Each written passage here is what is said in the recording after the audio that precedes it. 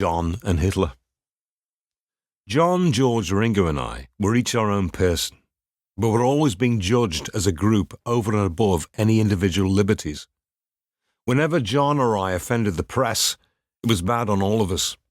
He said whatever entered his head, then let the chips fall on us all.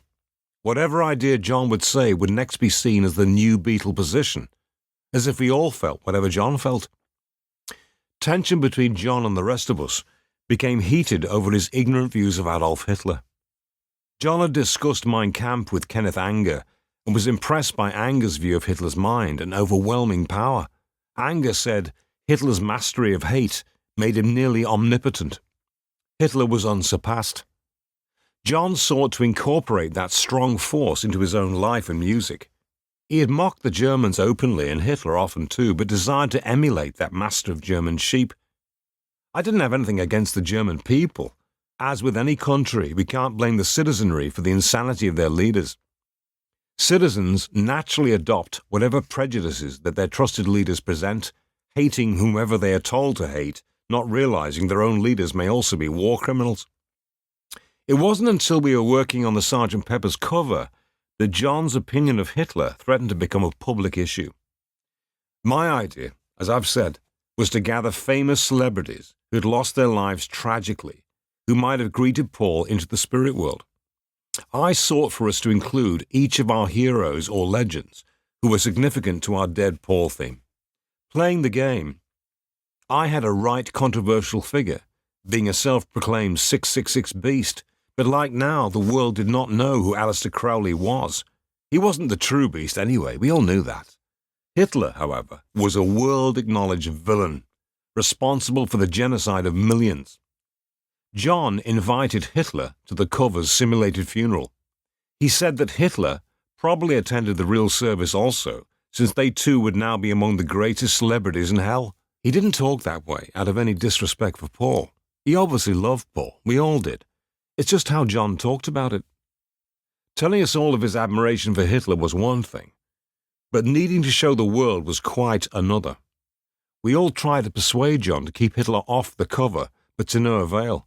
John went right ahead and ordered the life-size cardboard cutout of that orator and was determined to have him standing amongst Paul's league of dead celebrities.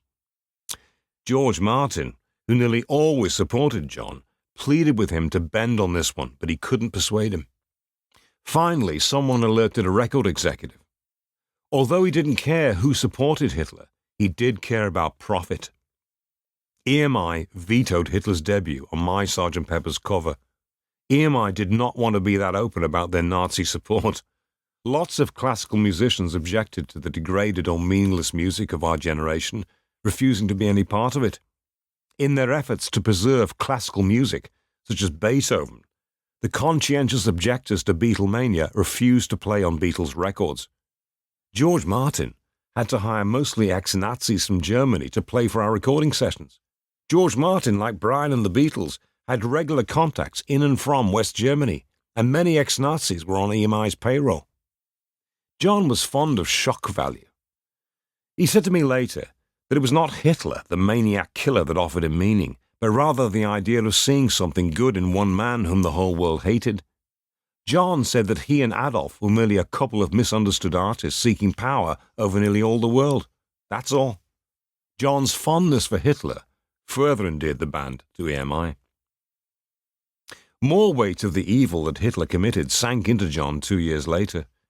By the time we put Abbey Road together, John's views of that killer of innocence had matured. John didn't actually say then that I was right to object to putting Hitler on the Sgt. Pepper's cover, but I sensed it. He practically uttered as much. He was glad he'd been overruled on that one, but he still resented his lack of influence regarding the album cover. It was my baby from start to finish. The album, the cover, the theme, everything. I told John and George exactly what I needed from them, and they did it musically. The design of the album cover is credited to Peter Blake, but I was the one who told Peter precisely what I wanted.